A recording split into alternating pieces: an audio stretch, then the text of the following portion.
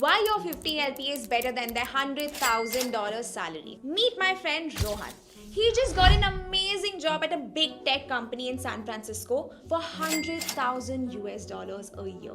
He is now enjoying his massive ESOPs, leased a Tesla car, and is partying every other day, clearly living his life. Now meet me.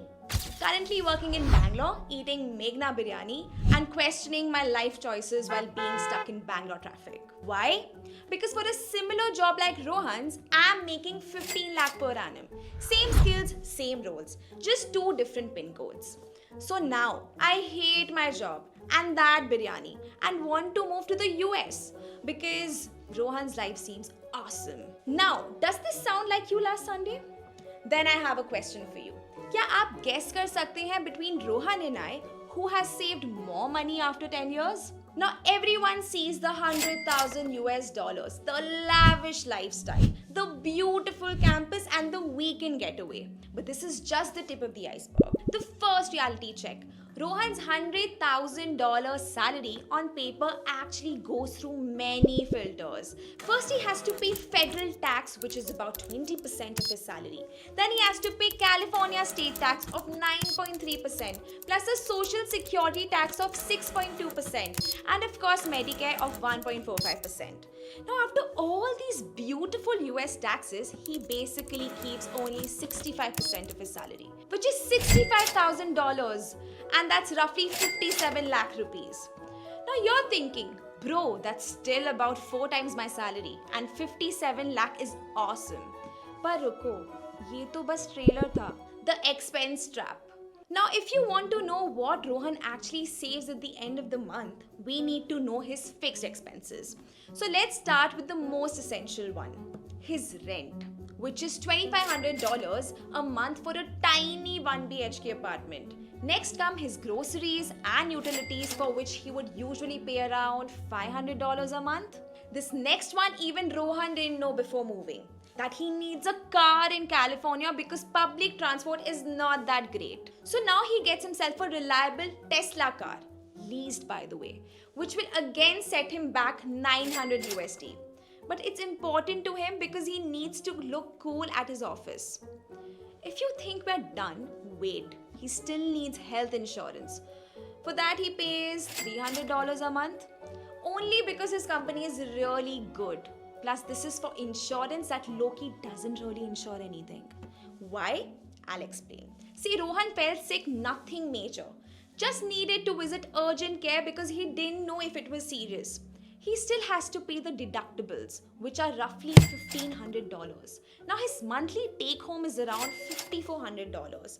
And after all the expenses we spoke about, Rohan is now left with $1,200.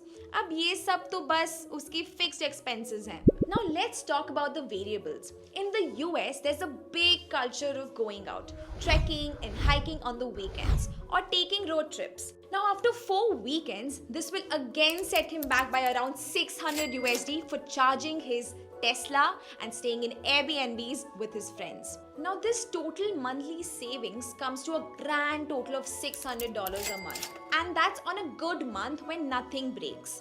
So now on $100,000 salary, Rohan is saving $70 to $100 or just over 6 lakh rupees yearly. Sometimes less if something unexpected happens. जैसे घर पे कोई emergency या apartment में कोई repairs करवाने पड़े, अपनी गाड़ी का maintenance और रोज खाना order करना. Because cooking for one person in a foreign country, when you're exhausted and lonely, it hits different. Now let's break down my salary and expenses to find out how much I can save on my 15 lakh salary annually here in Bangalore. In India, with the new tax regime option, you keep around 85% of your salary. Your 15 lakh per annum, you're seeing about 13.5 lakh. That's 1,12,000 per month. Now let's compare the same fixed expenses on a monthly basis. For the 2 BHK that I rented, I paid 30,000 a month. Subtle flex. It comes with a beautiful balcony too. Next, groceries and utilities. I pay around 10,000 rupees. Bangalore में car की ज़रूरत नहीं पड़ती क्योंकि ओला, Uber, Rapido super convenient है and it cost me around 6,000 rupees a month. My health insurance premium is around 1000 rupees a month and I'm covered for almost 1 crore rupees. For a fair comparison, I need to be honest with you. I order food online quite often and my last month's bill was 8000 rupees. Let's add my miscellaneous expenses of around 10,000 rupees because Bangalore is a place that has good nightlife and good dining out options. My monthly fixed plus variable expense comes to a grand total of 65,000 rupees. Now I know you've already done your mental math. Yes, I save 47,000 every month or 5,64,000 a year. और 10 साल बाद मेरे savings almost 56 lakh rupees बन चुके होंगे और रोहन के होंगे 65 lakh. But now you're saying that's still not bad, yeah? What's wrong with that? I'll tell you. It's not only about the savings corpus at the end of 10 years, but about what Rohan will miss out on in these 10 years for a tiny advantage. Let me explain. Got a bad cold and fever? माँ already गरम काढ़ा बना रही है और पापा ने already doctor को घर बुला लिया है. फेस्टिवल सीजन, पापा का बर्थडे, दोस्त की शादी, book a domestic flight or bus for less than 5,000 rupees, not 1 lakh. And these aren't one-time things.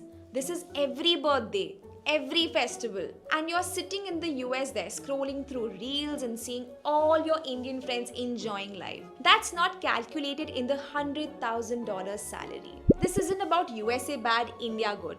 This is about what are you optimizing for? Are you going abroad for specific experiences, to learn certain skills or get exposure? Can you live with permanent uncertainty of changing immigration policies? Are you okay if you have to leave with 60 days notice after building a life for years? Some people thrive on uncertainty. Some people crumble. You need to know which one you are before you go. Like for me, if I really had to go, I'd go and work for just 3 to 5 years with a clear end goal in mind. During those 5 years, I would save aggressively, learn systems, build skills and gain a lot of experiences and return to India to command a 25 to 40 lakh package. Sometimes even more if you could play right. The goal is to level up your skills and improve yourself and your worth. Because real wealth is actually having financial security, freedom of time, meaningful relationships and a peaceful mind. Optimize this, not just the salary number on your offer letter. If this gave you perspective, if this made you think, hit the subscribe button. Now comment below, would you like to take the $100,000 job in California or the 15 LPA job in India? And why? Just honest perspectives from real people who've lived both lives or are thinking about it. Because the answer isn't the same for everyone. Catch you in the next one and see you soon.